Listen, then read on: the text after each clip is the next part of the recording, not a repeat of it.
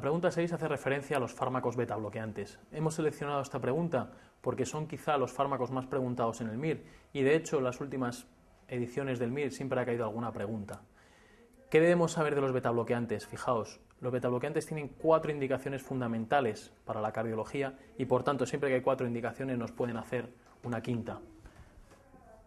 Las 4 indicaciones que las iremos viendo son la hipertensión, la cardiopatía isquémica, la insuficiencia cardíaca y las arritmias. Hipertensión. Esto es lo que nos están preguntando últimamente en el MIR. ¿Qué ocurre con los fármacos beta bloqueantes? Los fármacos beta bloqueantes son buenos hipotensores porque lo que hacen es, al disminuir la fuerza de contracción y disminuir la frecuencia cardíaca, bajan la tensión. ¿Qué es lo que sucede? Lo que nos están preguntando hasta ahora es que, aunque los beta bloqueantes junto con los diuréticos son fármacos que mejoran el pronóstico en los pacientes hipertensos, si solo queremos tratar hipertensión y hay alguna otra enfermedad asociada, a lo mejor no es una buena opción terapéutica. Con esto me estoy refiriendo a la diabetes mellitus, que es lo que nos han preguntado recientemente. Los beta bloqueantes lo que hacen es bloquear receptores beta, como dice en su nombre.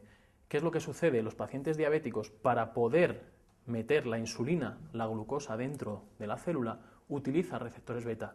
¿Qué hace si damos un beta bloqueante? Bloqueamos la acción de la insulina y empeora el perfil glucémico de estos pacientes y empeora el perfil cardiovascular.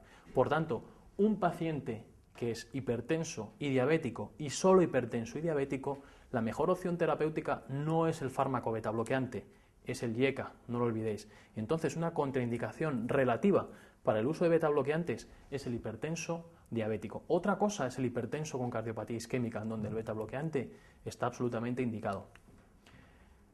La siguiente indicación es la cardiopatía isquémica.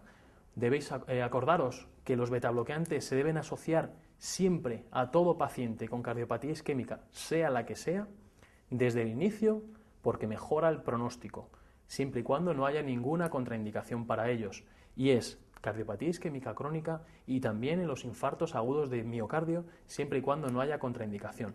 La única angina de pecho o cardiopatía isquémica en la que no se deben asociar beta bloqueantes es la angina de Prince-Metal.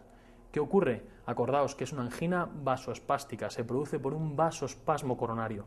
Los beta bloqueantes, al bloquear los receptores beta, no solo bloqueamos receptores beta 1, que son los que nos dan el efecto de frenar y de bajar la frecuencia cardíaca y la contractilidad, sino que también bloquean los receptores beta 2 periféricos, que son vasodilatadores. Si yo bloqueo un estímulo vasodilatador, tengo vasoconstricción y puedo empeorar la angina de Prince-Metal.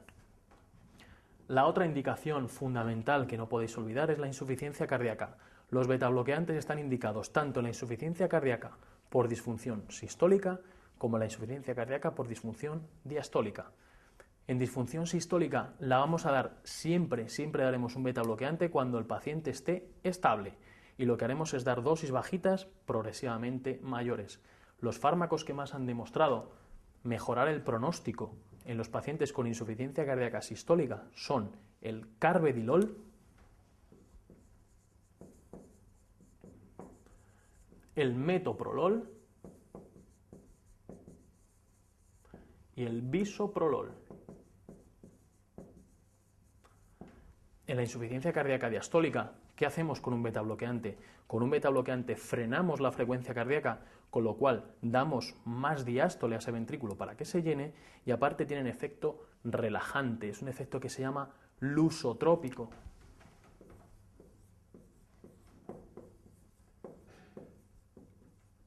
De relajar el ventrículo. Por último, los beta bloqueantes son antiarrítmicos.